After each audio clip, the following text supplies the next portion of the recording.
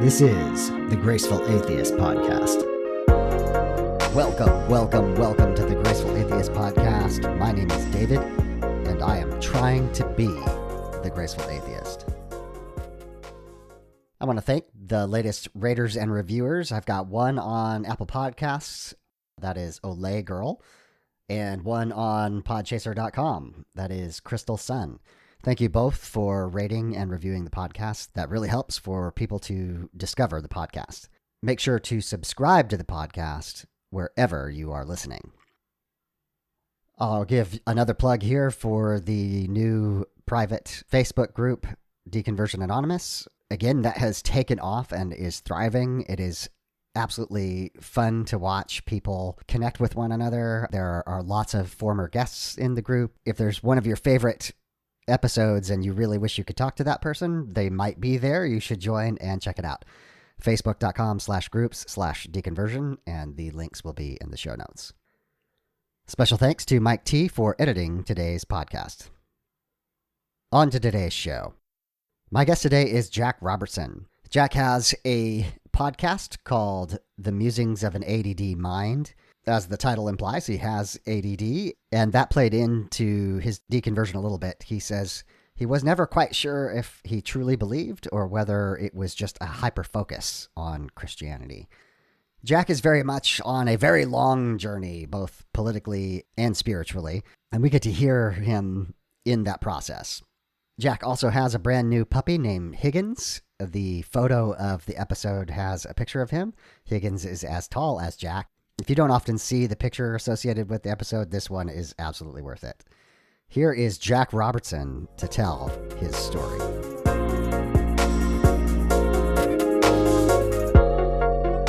Jack, welcome to the Graceful Atheist Podcast. Thank you for having me on, David. I appreciate it. It's always exciting to have people reach out and want to tell their stories. So thank you for responding to my desperate plea for people to come on and tell their stories. It's hard to have a show without guests in your case. This is true. You're welcome. This is true. So as always, the beginning question is, what was your faith tradition like growing up? I grew up Southern Baptist. My mom was super mega Southern Baptist. Okay. I don't hold any sort of like hatred or being upset at mom. That's just who she was. And my mom, for the most part, when you talk about sort of how a Christian is supposed to be and act and treat people, that was my mom. Okay. But she believed everything like with satanic panic, and there were a couple other odd things that sort of affected me since I was the oldest child that my siblings didn't have to go through. Okay. Let's see. I wasn't allowed to listen to any sort of music that wasn't Christian music, with the exception of country, because that's what Dad listened to, and Neil Diamond, because my mom loved Neil Diamond. I love it. Exceptions. Yes. Well, I mean, if she's going to listen to Neil Diamond. But I guess I was in 6th grade and I got in trouble because I was listening to the local pop station. And my dad just sort of looked at her and said, "He's a kid. That's what he's going to listen to. Yeah. He can listen to that music." And my mom said, okay, which was sort of weird because I wasn't allowed to go to the mall by myself until I was 16 because I might get kidnapped because of the satanic panic. Oh, dear. Oh, man.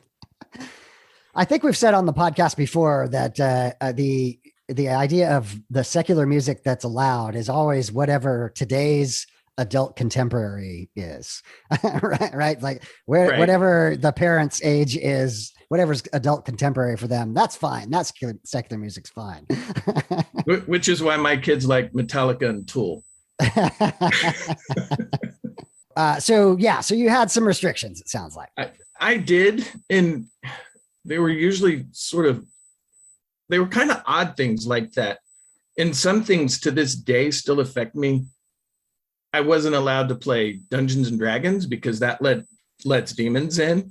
My kids play it and they're like, "Dad, can you play?" And I know that there's no such thing as demons. I just can't play it. There's like some block in my head that I just can't do it. And it's weird that at 50 years old, that's ingrained in me. Yeah. I think there's a lot of things like that people go Yeah. through, post deconstruction, deconversion. There's just things that you rationally know aren't a problem, but you can't undo some of that. Yeah. It's weird. Like I said, I let my kids play because I always thought that was ridiculous. I just can't play with them. Right. Okay. I think also part of the reason mom was super strict with me is because about 4 years before I was born, my mom had a kid and her parents made her put him up for adoption. So I think some of all of that, like weird restrictions that she had on me is because I was the baby she got to keep. Yeah. And so like, I guess the thought of, some Satan worshiping psycho kidnapping me at the mall was more than she could bear. Yeah. I think you have the natural propensity for some parents to be overprotective, and then you add on top of that this layer of supernatural elements, and yeah, that'd be terrifying. I think it was for her. The cool thing is I met my brother when I was 31. So. Oh, wow. Okay. Yeah. And strangely enough, his adoptive parents named him the same name I had. So my mom had 2 kids with the same name. Wow. Okay. Yeah. I just always found that funny. Yeah. Remember what was it? The Bob Newhart thing. This is my brother, Larry, and my other brother, Larry. Yes. Yeah. But anyway, I guess one thing I need to mention is I have sort of suffered my whole life with ADD. And okay. I was diagnosed so long ago, it wasn't called ADD or ADHD. I was just a hyperactive, annoying kid.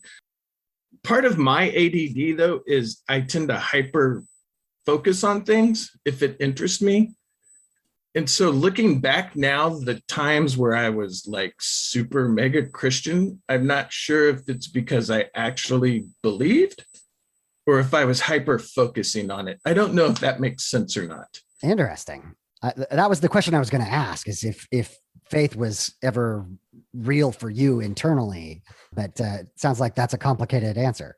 Yeah, there were periods in my life where it was. In high school, there was like a year where like I recommitted my life to Jesus at summer camp, church summer camp. And then as an adult, I sort of did the same thing. And then sort of both times something happened and I just sort of quit going to church. Okay. And this sounds weird. I feel like I was my entire life one click away from not believing in God, but believing in God at the same time. I know that's kind of odd. And I don't know if I'm verbalizing it correctly, if that makes sense. I think it's honesty, right? When I reflect back on my time of faith, I recognize now how often I was protecting myself from the truth. Right. And so I think, someone like yourself, maybe you were just more honest about that. You were more aware or conscious of the fact that something's not quite right yet. Yeah. I remember when I was 4, my mom was reading the Bible to me and she was reading the Adam and Eve story. And I told her that I didn't think it was fair that all snakes had to lose their legs because the devil took the form of a snake. And I thought, you don't punish my brother and sister when I do something wrong, but right. God punished like every single snake for some dude just taking their shape. And I was like, that just didn't seem fair to me. Yeah. And I know it frustrated my mom at the time because I don't think she'd ever thought of that. Yeah. Yes. But she just sort of explained it away. And then one year at Vacation Bible School, we were talking about, Egypt and the Pharaoh, and I got in trouble because I was pointing out that Pharaoh would have let him go, but God hardened his heart and wouldn't let him go. I'm like, how is he not the bad guy here? He killed all those Egyptians. Yeah. Seriously, I mean, so many of the stories in the Bible, as soon as you take off the rose-colored glasses, they're truly horrifying, right? If you truly let the Yeah. implications reveal themselves, it's bad. Yeah. The Friendly Atheist did a video on YouTube that chalked up like known deaths and plausible deaths by God in the Bible. And then he compared it to Satan, and like Satan was 10 and God was something like 47 million. Yes. Yeah, those were just things that always bugged me. And then strangely as an adult, I'm like, God has this strange foreskin fetish. Yes. I know that's a weird thing to comment, but it's mentioned frequently in the Bible. Yeah. And so just stuff like that, though, I would kind of read it. I've read the Bible through and through 3 times. And I would just read things and think, but he's the bad guy. Yeah, he replaced Job's kids with new kids, but if my first set of kids died, I would miss them horribly, and the new kids wouldn't replace them. Exactly. I feel that way about my dogs. My favorite kind of look at the story of Job is Jennifer Michael Hecht, her book Doubt, a History. And she talks about Job's wife being the hero of that story, because she tells Job, curse God and die. Like Right. I thought that was beautiful. It's a great twist on the way to interpret that story. Yeah. Yeah. It was just stuff like that. And then in high school, we went to camp, and as summer camp is designed to do, I rededicated my life to Christ. And, when you look back on it, that is the whole purpose of summer camp. You're in there with all of this, you're locked sort of away from everybody. There's a preacher preaching the whole time, multiple services a day. My mom didn't care that I was allergic to the place we went to and spent the whole time hopped up on Benadryl and sneezing. And I was miserable, but somehow it still got to me, and I rededicated my life to Christ. And then the next year I was one of those flagpole praying people before church and going to the church meetup at lunch. And then what sort of stopped that, I had a girlfriend, and we did the deed. And I confided, I'm a guy. You're a human, but yes. Okay. Right. Yes. I confided in some friends of mine, and even though this time frame was pre sort of purity culture, they sort of like went off on me, and I thought, well, that wasn't the thing. I was expecting like, hey, you can be forgiven, yada yada yada. Right. And then like the next time I went to church, everybody in the youth group knew what I had like confided in them. And I was like, no. Wow, that's super Christian-y. So I never went back. Yeah. Ouch. That's gotta hurt. Yeah.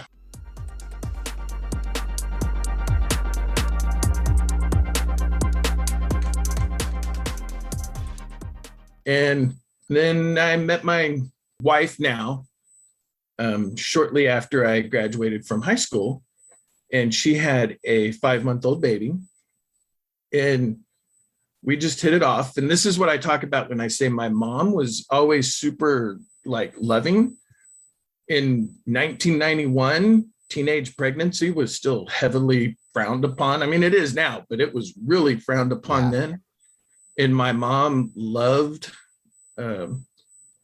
my girlfriend, now wife, and loved the little girl. And she didn't treat her any different. In fact, she treated her just like a grandkid from the get-go. Right.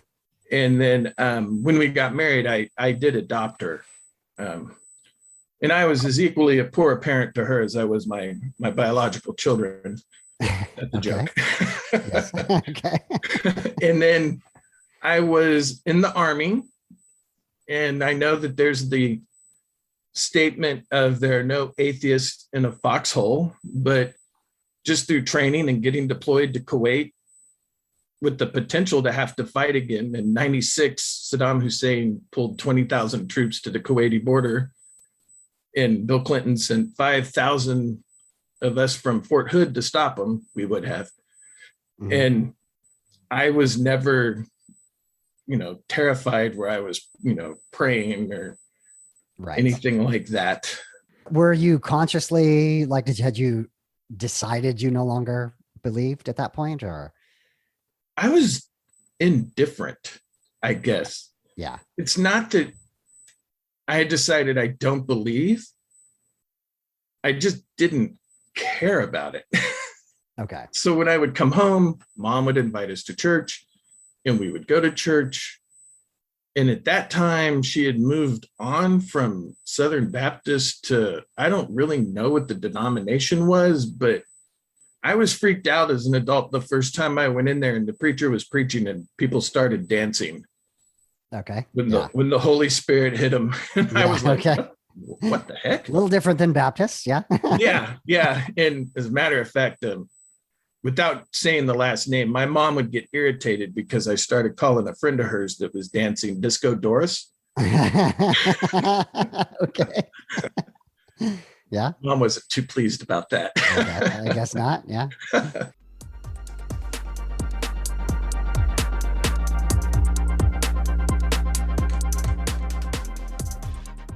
When my eldest daughter was about 14, my sister took her to church and she liked it. And it's a large mega church in Oklahoma City with multiple campuses. I don't know if you've heard of Life Church. I'm not familiar with it, but I'm sure people in Oklahoma are. Yeah, they have like 30 campuses throughout the country. Wow. Okay. Yeah.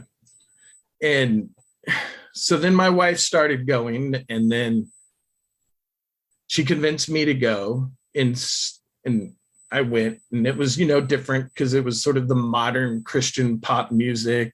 And yeah, I realize now it was more fast food church because they had like 4 services a day, but everybody was super nice and friendly. And I didn't have to dress up for church, which was a big thing for me because I'm a firm believer that the business world needs to start with business casual shorts. Yes. And so I went all in again, and it was like a good solid 6 years that I was always going to church and taking my kids to church and serving at church and greeting people and having Bible studies in my house. And I read the Bible again, and I was all in. And I was part of a group that was helping people recover from drug addiction. Okay. Which to me is a pretty important thing. Yeah. And just one day we went to have our meeting and they were like, yeah, the church doesn't want to let us come in and use the church anymore because they're not, going to be doing programs that are extra like this.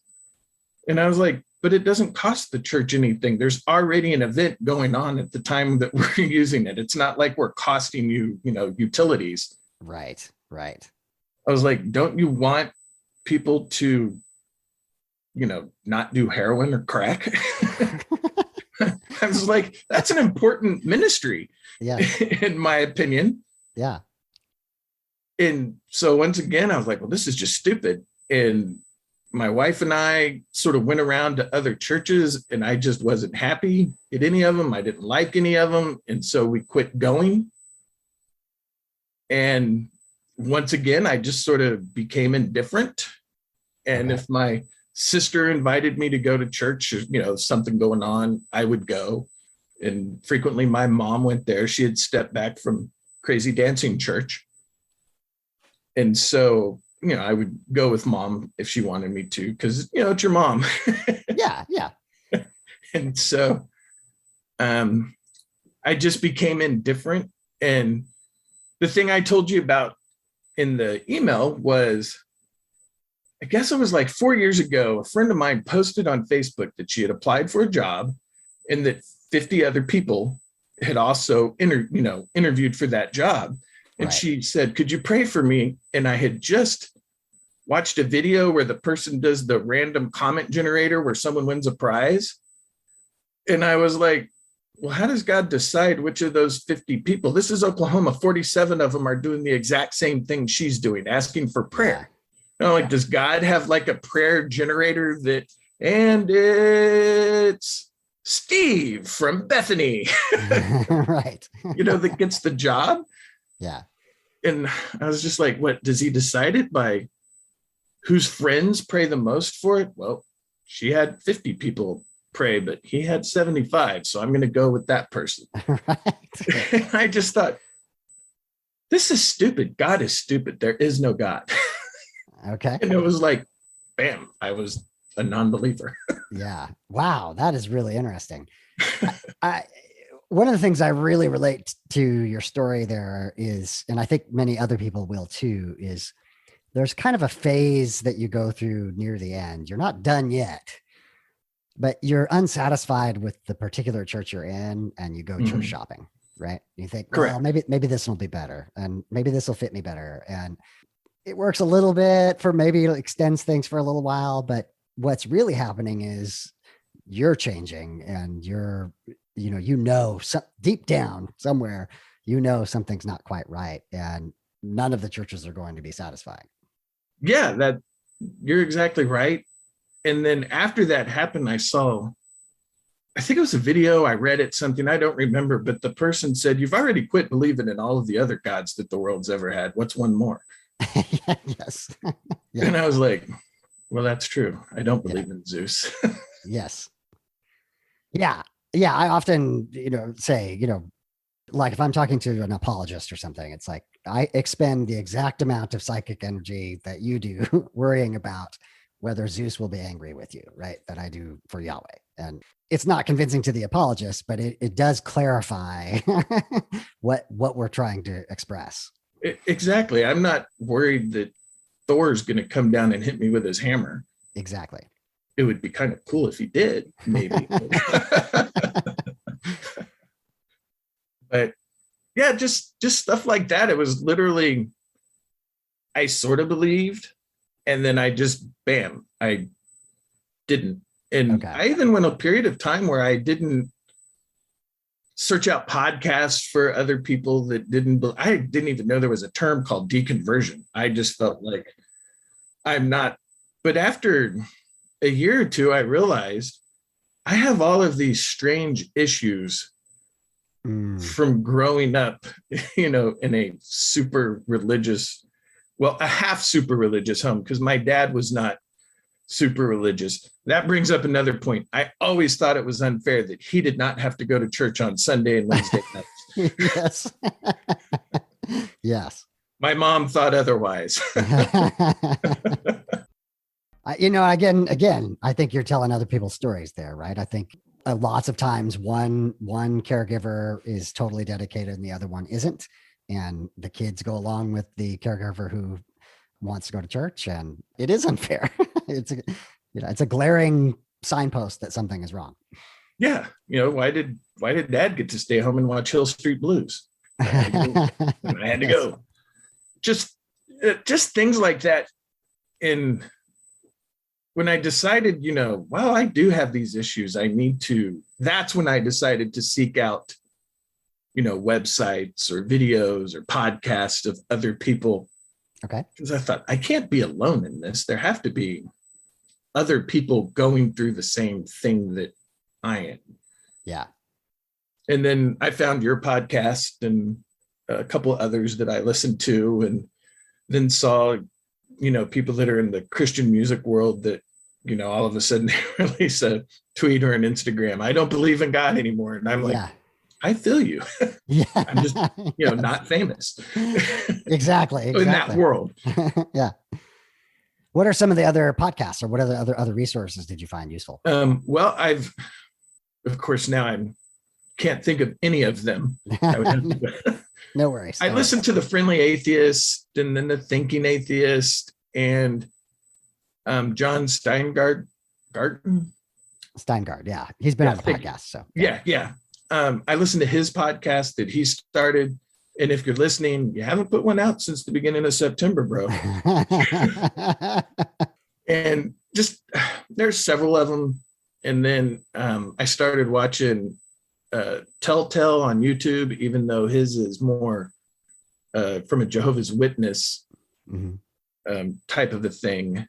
And one of my big things is I love history, and I will watch a ton of stuff about any type of history. And during the pandemic, I was working from home and I would put things on in the background, and usually it was YouTube. And I found a YouTube channel where he just talks about the history of Mesopotamia and the Levant and all of that, which, by the way, is incredibly dynamic. You should learn about that time. It's amazing. It's Game of Thrones without dragons. Yes. But I started watching that, which led me to other professors that would have like their class online. And then I hear people talk something I never knew, that El was part of the Mesopotamian pantheon, and that Yahweh probably was more, south of Israel. What is that, Median or whatever it was?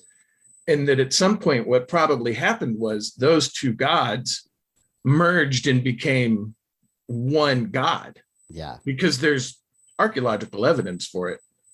And just stuff like that, just all of a sudden just cemented, that it's just a book, a poorly written book.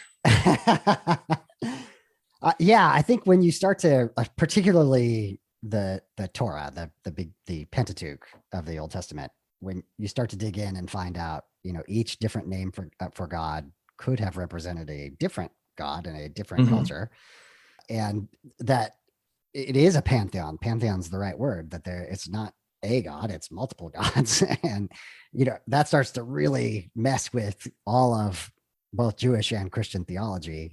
But again, it's just taking an honest look at what the texts actually say. Yeah, exactly.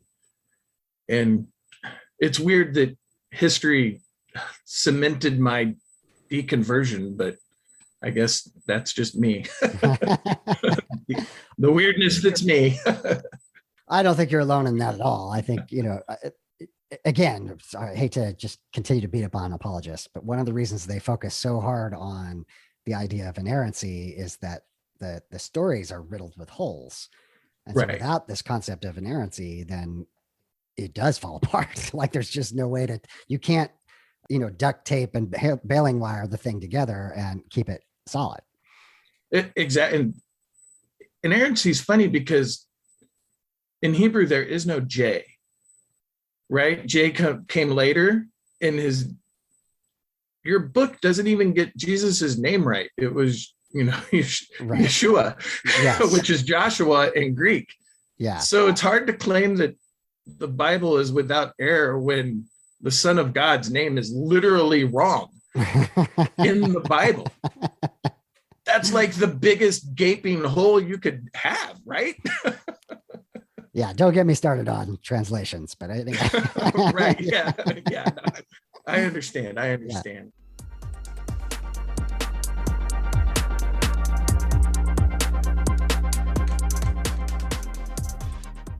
I guess I need to add too that, like a lot of other guests that you've had on, the way the church treats, I can't say this because of my ADD, LGBTQ plus. I have to say it slow. Yeah. Really got to where it disturbed me.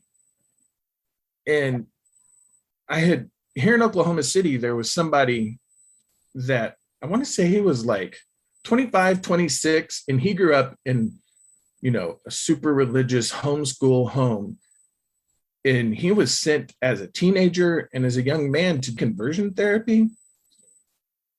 And he ended up being so distraught and distressed over it, he killed himself because he felt, because the church had beat that into him, that he was a horrible person. And he felt that he would rather end his life than have to deal with that. And I was like, that's horrible. Why would you do that to your children? Yeah, the tragedy is that many people who go through that conversion therapy do wind up committing suicide because, just as you say, underlying what is being said is that there's something wrong with you. Yeah, it broke my heart to read that. And I couldn't imagine doing that to not only my children, but just anybody's kid. You're supposed to love your kids. Yeah. Everything. And so it broke my heart. And that was also sort of at that time when I just quit sort of going to church. And that sort of was a big, change in me. I'm not going to say that I was like a bigot or anything like that. I like people. If you're friendly to me, I'll be friendly to you. Yeah. I tend to think that once you get to know a person, if they're worth not liking, they'll let you know. Yeah. Yes. And it doesn't matter, who they are, who they love, or skin color. Yeah. Jerks come in all shapes and sizes. Yes. This is true. Yeah. And that was a big deal for me. And it sort of started changing me. And now dealing with that, I have his permission to say this. My son is bisexual. Okay. And I can't imagine not loving my son. Right. Exactly. For that reason. Now, if you started listening to like country and Western, that's a legit reason. Just as you said, when you actually know someone, and in your case, your son whom you love, right? There's no way. That breaks down these cultural ideas that have been handed down to you. They can't face up to the love that you have for that person, and you recognize their humanity. Yeah, I can't imagine my son not feeling that, like he could tell me that. Right. About himself, that he would think that I would hate him for it. And I don't understand parents that do that to their children, or just don't like anybody for that reason. But it's, it sort of starts at home. Those are your kids. Yeah.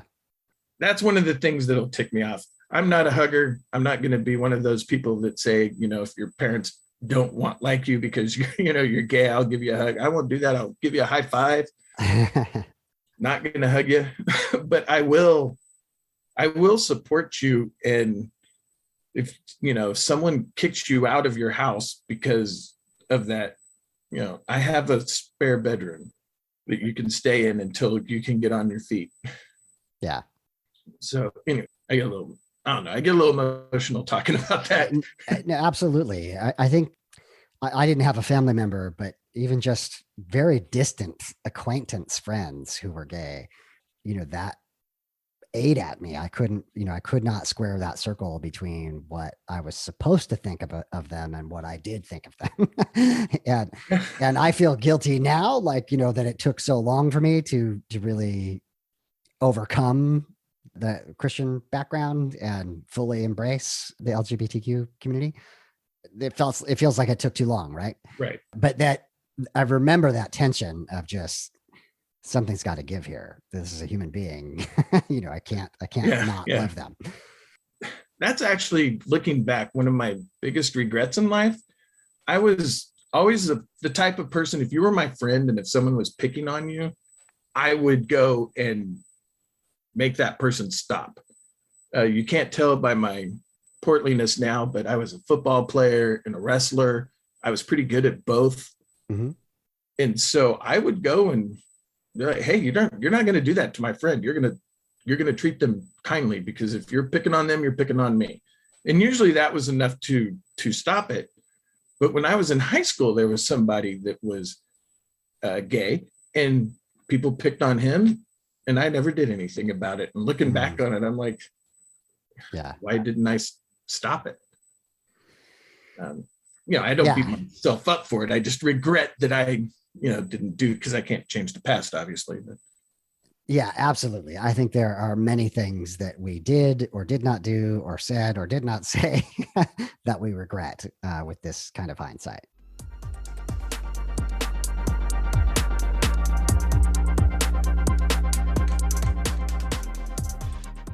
So I'm curious now, is the rest of your family, are they Christian? And how did you talk through that? Have you had that conversation with your family? My children are all atheist or agnostic, and we all came to that viewpoint separately. Okay. I think my wife, the term unequally yoked, she still believes, Yeah. but I'm not sure if the degree. Okay. My sister is a strong believer, but the Trump administration has completely changed her viewpoints, which is the same with me. I could get into that. And my brother is a riddle wrapped in a mystery. He doesn't go to church. He loves to drink, but he loves Jesus. It's really weird. Yeah. And he doesn't like modern church. He thinks that when you go to church, that it needs to be the choir comes out singing in robes. There needs to be a hymnal, the old right. Pews. You don't have individual chairs. That's not churchy. Yes. Yes. And I'm just like, dude, we were drinking beer in our kilts at the bar last night. What's yeah. What? Yeah. That's interesting. Yeah, my brother is an interesting fella. So do they know that you have had a change of mind? My brother doesn't. And this sounds weird. I haven't told my brother because his way of debating with you is to send you, he YouTube bombs you with videos of people that agree with him. Sure. And I just don't want to get 100 Alex Jones videos or preacher videos texted to me with watch this, this is why you're wrong. Yeah. I don't care if he knows. I just don't want to get all of those videos. Yeah. And I think my sister has a clue. Okay. But I'm not like hateful towards, religion or people that are religious. My mom was on hospice early this year and she passed away. Oh, I'm so sorry, Jack. Oh, it's all right. Thank you.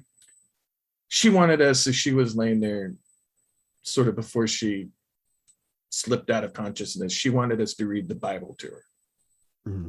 Well, I wasn't going to not do that for my mom. Yeah. So I read John and Acts and Romans, and we went through the Bible fairly quick when people are working in 1 hour shifts reading the Bible. It's amazing how fast that can go.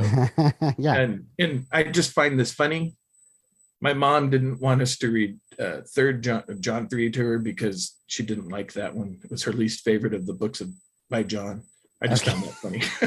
She's dying and she's like, yeah, don't read me. Skip that book. That's awesome. Yeah, I found that funny. Yeah. I definitely think that, when you are losing a loved one, when they are in their final days, you do whatever you can to comfort them. I try to keep on this side of lying, but do what you can to have them be comfortable, and that may be uncomfortable for you. I think that's the way to go. I loved my mom. I miss my mom. She wanted me to do that for her. I would think I would be kind of horrible if I didn't.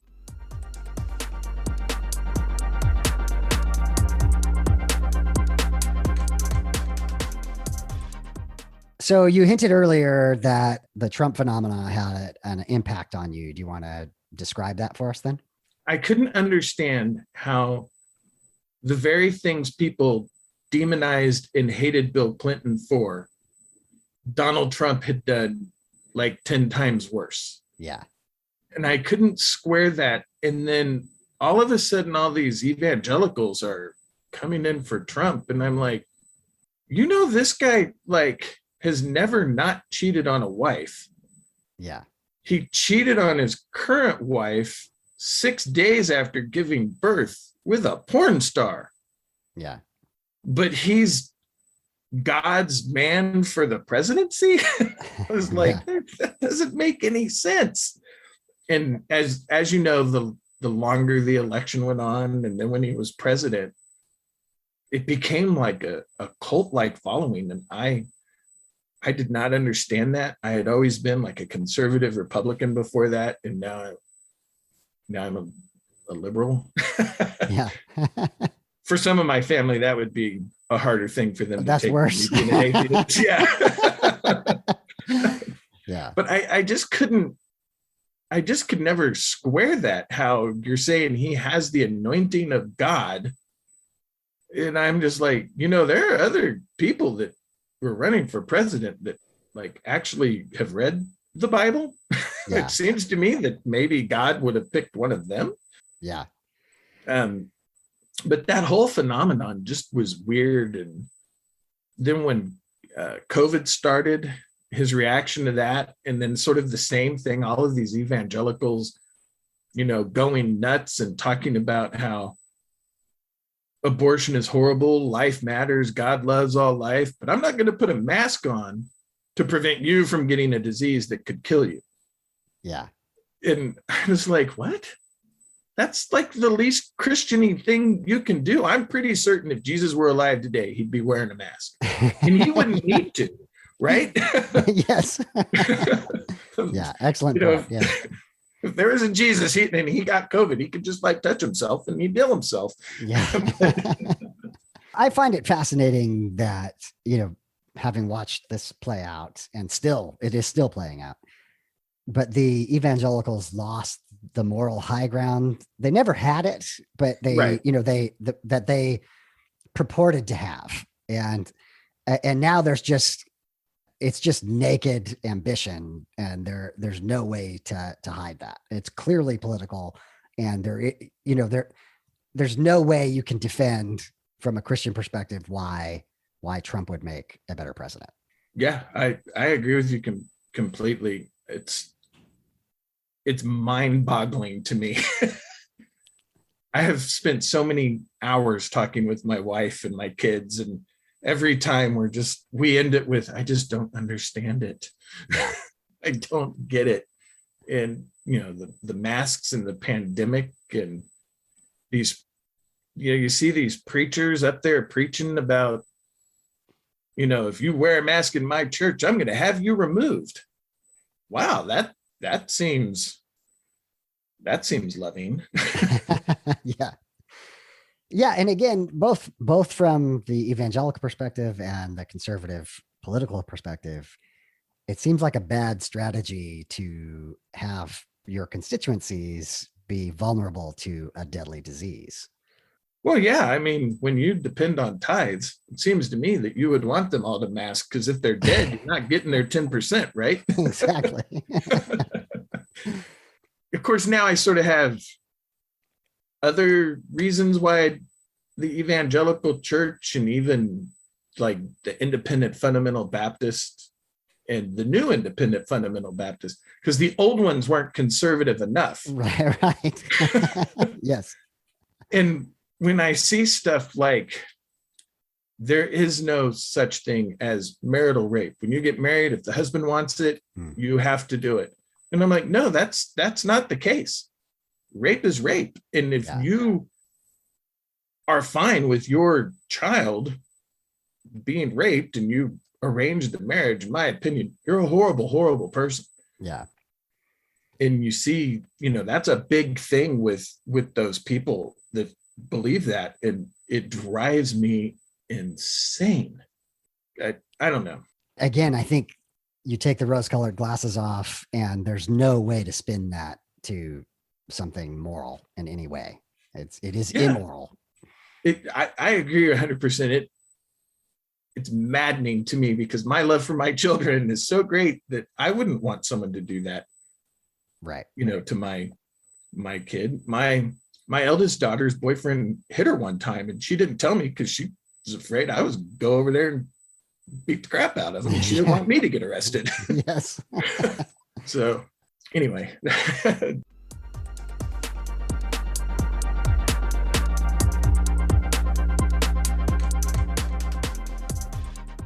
So let's, as we're starting to wrap up, tell me a bit about, this side of deconversion.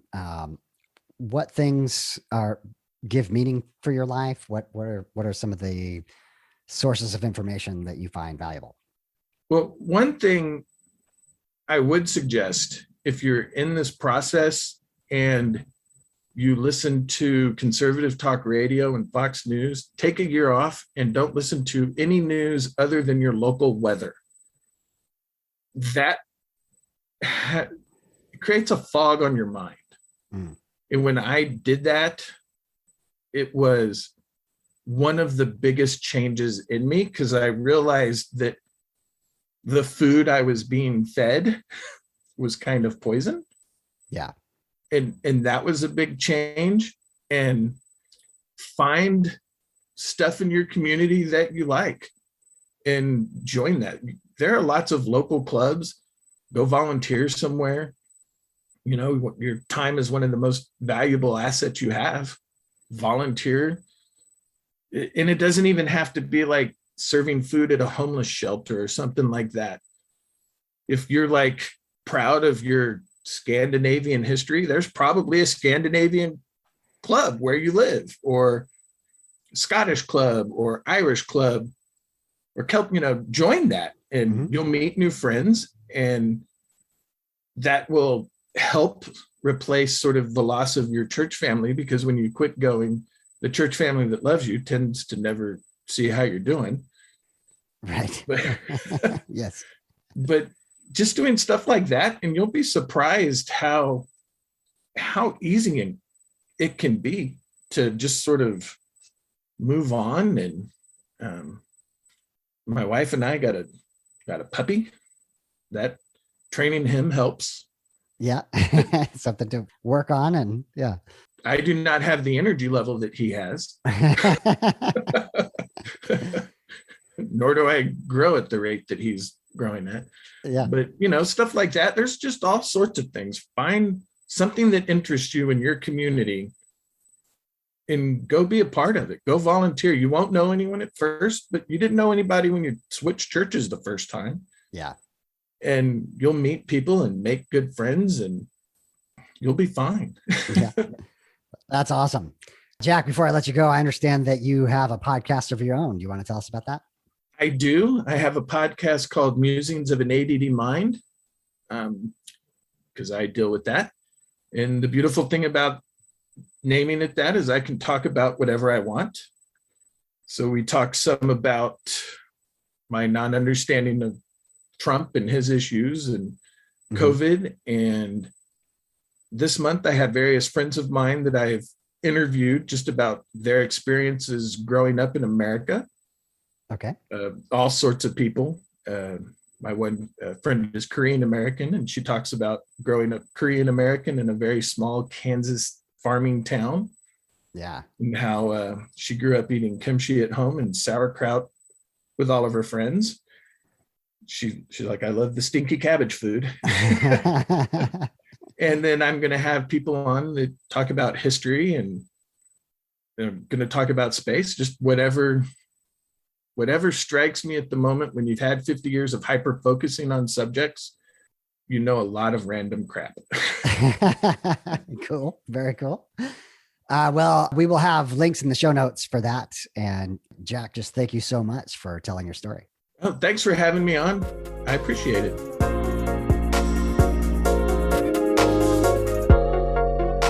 Final thoughts on the episode. I really appreciate Jack's honesty in talking about the growth that he has gone through, both on the politics side and on the spiritual side. Having his son come out as bisexual, but having come from a very traditionalist, conservative Christian background. I really think it's interesting that history played such a significant part of Jack's story, that beginning to recognize the stories of the Old Testament are very similar to those of others in Mesopotamia. But that highlights again the need to just search out the truth wherever it may be found. That many of us protected ourselves from that truth by having sources of information that were off limits. In this case, history. Just digging into history was a part of that. I also appreciated Jack's honesty in talking about not being sure whether he was a deep believer or that it was potentially the ADD hyper-focus element. He just was all in from that perspective.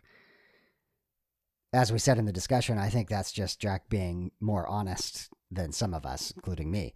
I don't think it takes away from the fact that Jack was all in, that he was trying to live out the Christian life to the best of his ability. But one of the most fascinating stories that Jack told was early in the episode when he and his girlfriend had had sex, and he told some confidants, and those confidants basically told on them to the entire youth group. And that feeling of being judged was very significant. And I think beyond that, Jack says explicitly that he expected there to be some grace. And instead of grace, it was judgment. I think that actually was a really pivotal moment in Jack's story. And one of the fatal flaws within Christianity is that the concept of grace is built into what Jesus has to say in the New Testament, and yet in practice, that rarely actually occurs.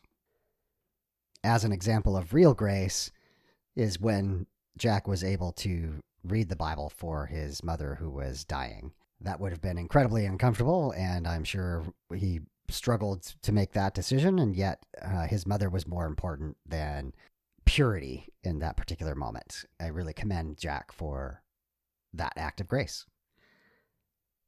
I want to thank Jack for being on the podcast and for being so honest and telling his story. I'll remind you here that Jack has a podcast called Musings of an ADD Mind. There will be links in the show notes. It seems like several of the last episodes, Trump has come up in more overt ways than I have addressed in the past. My apologies. I don't actually like this to be a political podcast. And yet it is such a inflection point for so many people from 2016 on or so. Really, we get the entire ex-evangelical phenomena community from Trump, a watershed moment for evangelicals and ex-evangelicals. The secular grace thought of the week is when Jack and I talked about guilt for our prior selves. In Jack's case, the anti-LGBTQ stance before his transformation and before knowing that his son was bisexual. I think there are so many places that we can look back with hindsight, with 2020 vision, and know we did the wrong thing, we said the wrong thing, or we didn't do or say the right thing. It is really easy to beat yourself up about that. The secular grace thought is that we have to allow ourselves to grow as human beings. We are all on that journey. We are all growing as human beings and learning about one another and how we relate to each other. And although I don't think we should look back and make excuses, I do think that we should give ourselves some grace to continue to grow, to become more loving, more inclusive, more embracing human beings. And Jack epitomizes that by talking about, I can't imagine not loving my son. That captures it all right there. Until next time, my name is David, and I am trying to be the graceful atheist. Join me and be graceful human beings.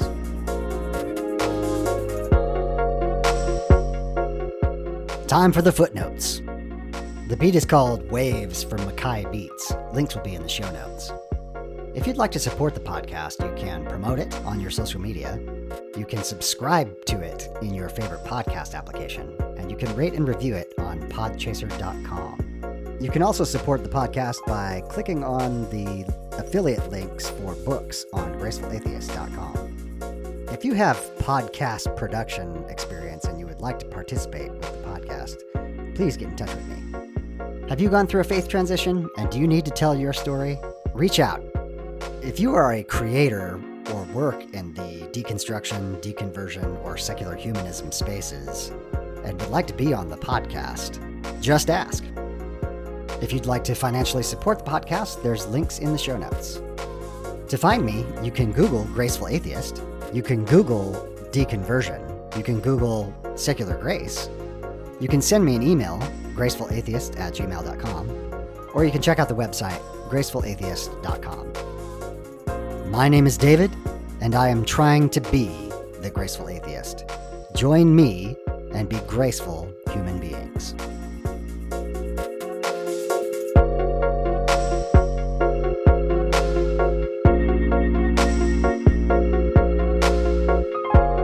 This has been the Graceful Atheist Podcast.